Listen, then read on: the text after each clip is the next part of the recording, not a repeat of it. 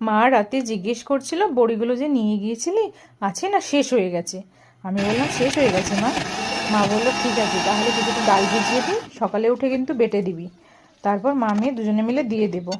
আমি বললাম ঠিক আছে তাই করব। তো মা রাতেই ডাল ভিজিয়ে দিয়েছিল, তারপর সকালে উঠে মা মেয়ে দুজনে মিলে লেগে পড়লাম। প্রথমে আমি মিক্সিতে বেটে দিচ্ছিলাম আর মা বড়িগুলো দিচ্ছিল।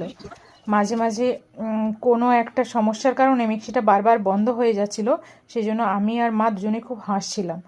আর মাকে বলছিলাম যে এর থেকে ভালো হতো আমি শিলে বেটে দিতাম। তা মা বললো তুই এতটা ডাল শিলে বাটতে পারবি, তোর হাত ব্যথা করবে না? তো এত ডিস্টার্ব করছিল মিক্সিটা, তারপরে শেষমেশ ঠিক হয়ে গিয়েছিল। আর মা প্রথমে যে বড়িগুলো দিচ্ছিল সেগুলো রোদে দিলাম, তারপর আমি আর মা দুজনে মিলে বড়ি দিতে শুরু করলাম। দুজনে দিলে তাড়াতাড়ি হয়ে যাবে। তো আমার অনেক দিন দেওয়ার অভ্যাস ছিল না, আমার বেশ হাত ব্যথা করছিল। তো যাই হোক, শেষমেশ মা মেয়ে দুজনে মিলেই বড়িগুলো দিয়ে দিলাম।